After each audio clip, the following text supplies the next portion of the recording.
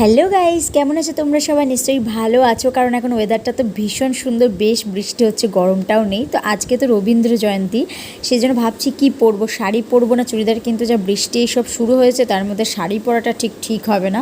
ইচ্ছা তো ছিল শাড়ি পরা, তো যাই হোক এখন চুড়িদার পরে নিয়েছি, তারপরে বেরিয়ে পড়েছি। কিন্তু মনে হচ্ছে যেন আমি লেট। হ্যাঁ, দেখছি সবাই অলমোস্ট চলে এসেছে। আর এদিকে চাঁদা ফাদা নিয়ে কিছু একটা কথা হচ্ছে।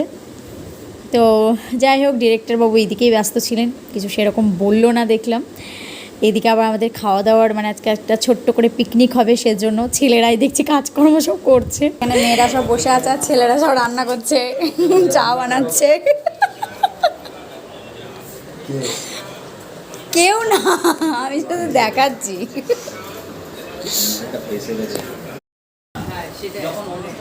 এই কি গিফট আছে বল? বিরিয়ানি। এই ভাইটা আমাদের দলের জন্য কিছু একটা গিফট এনেছে, সেটা দেবে।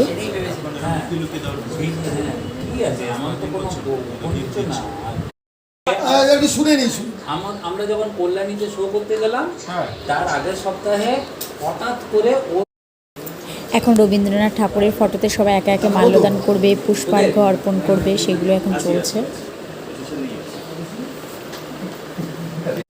এরপর আমাদের ডিরেক্টর দাদা উনি কিছু বক্তব্য রাখছিলেন। তারপর আমাদের বিভিন্ন অনুষ্ঠান হবে, নাচ গান আবৃত্তি সেই সমস্ত। আমি অবশ্য নাচ করব। তারপর আমরা সবাই একে একে রবীন্দ্রনাথ ঠাকুরের ফটোতে মাল্যদান করছিলাম, পুষ্প দিয়ে শ্রদ্ধা জানাচ্ছিলাম। তোমরা কিন্তু স্কিপ না করে পুরো ভিডিওটা দেখো, ভীষণ মজা করেছি।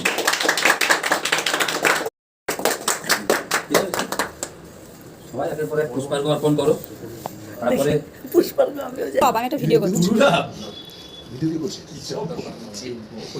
না আমি তুলেছি। আজকে বাকি আছে শুভ এসো। তিথি কই? তিথিকে ডাকো। তারপরে এই ভাইটা যেটা গিফট এনেছিল সেটা আমাদের থিয়েটার গ্রুপকে উপহার দিল, আর একটা রবীন্দ্রনাথ ঠাকুরের ফটো আজকের দিনে, রবীন্দ্র জয়ন্তীর দিনে। এই নামেই আমাদের এই সংস্থা, কিন্তু বহু বছর ধরে 1998 সাল থেকেই এই সহজপাঠ সংস্থা রবীন্দ্রনাথ ঠাকুরের জন্মদিন ছোট্ট করে ঘরোয়াভাবে পালন করে আসছে। কিন্তু গঙ্গা জলে গঙ্গা পুজোর মতনই আজকে আমরা রবীন্দ্রনাথের কবিতা, গান সমস্ত কিছু দিয়ে রবীন্দ্রনাথকে স্মরণ করি।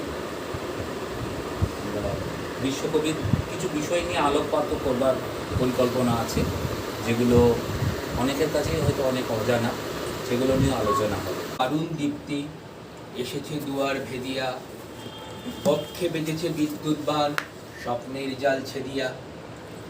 ভাবিতেছিলাম উঠি কিনা উঠি, করে আনচান আখি আসে জলে ভরে, নম নম নম সুন্দরী মম জন্মী জন্মভূমি।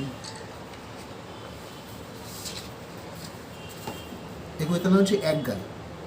আমরা দুজন একটি গায়ে থাকি, সেই আমাদের একটি মাত্র সুখ। তাদের কাছে গায়ে যে দোয়েল পাখি, তাহার গানে আমার নাচে বুক। আমারও পরানো যাহা চাই,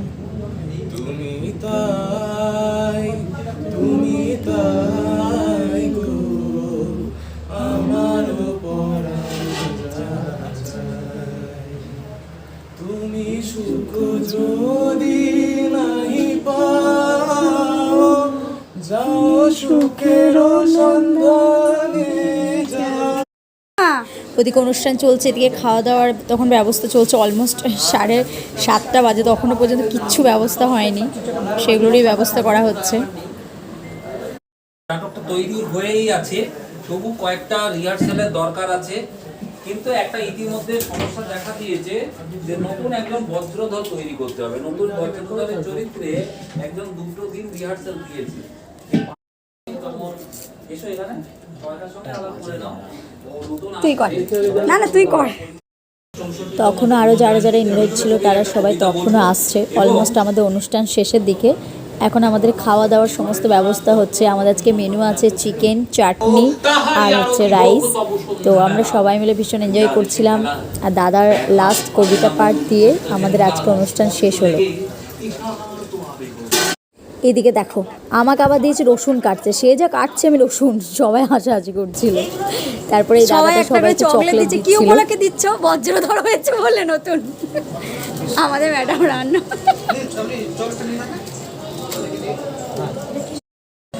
আর আমার সত্যি কথা বলতে খুব খিদে পেয়ে গেছিলো, চকলেটটা যে কি ভালো লাগছিল তখন খেতে। তারপর আমাদের শুরু হয়ে গেছে সব মুড়ি খাওয়া, খাচ্ছি। লাস্টে কি পেয়েছো মুড়ির সাথে বলো? বেচারা চানাচুর নেই, শুধু পেঁয়াজ দিয়ে খাচ্ছে। আমাদের এখন রান্না বসেনি, মোটামুটি বসবে।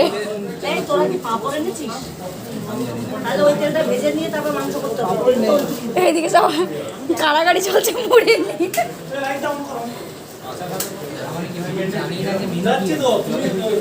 মেনু আমি বলে দিচ্ছি, ওই সুদীপটা দি ভালো করে শুধু দেখো, তাকাও এদিকে। আজকে চিকেনটা মনে হচ্ছে ভালোই হবে। এদিকে রান্না হচ্ছে চিকেন, ভাত হয়ে গেছে, তখন চিকেন করছে। এই সুদীপটা দি যে আছে, এনে চিকেন বানিয়েছে। সত্যি কথা বলতে অসাধারণ হয়েছিল, এবং ঘর থেকে উনি চাটনিটাও বানিয়ে এনেছিল। অসাধারণ হয়েছিল, জাস্ট অসম। আমি তো ভেবেছিলাম প্রথমে চিকেন অতটা খাবো না, বাট এত ভালো হয়েছিল। যাই হোক, রান্না কমপ্লিট। কিন্তু দেখো, এদের কারোর খাওয়ার ইচ্ছে না, আর আমার তো প্রচুর খিদে পেয়ে গেছে। তখন বাজে 9:30। তবে এবারে খাওয়াটা চলেই আসলো। অ্যাট লাস্ট রুটি ভাত সব কিছুরই অপশন ছিল, আর চিকেনটা চাটনি সব অসাধারণ হয়েছিল। আর সবাই মিলে একসাথে খাওয়ার মজাটাই আলাদা, পরিবারের মতো। আর থিয়েটার মানে তো সেটাই। হ্যাঁ, আমাদের কিন্তু তপন থিয়েটারে 10ই জুন নাটক আছে, তোমরা কিন্তু অবশ্যই এসো দেখতে। আর লাস্টে তো আমরা হই হুল্লোড় করতে করতে, মজা করতে করতে বাড়ি যাচ্ছিলাম। তো আমার তো রবীন্দ্র জয়ন্তী এইভাবেই সারাটা দিন বেশ ভালোভাবে পালন করলাম। তোমরা কিন্তু ততক্ষণ আমার চ্যানেলটাকে সাবস্ক্রাইব, লাইক, কমেন্ট, শেয়ার করতে ভুলবে না। ভালো থাকো, সুস্থ থাকো, চলো বাই, গুড নাইট।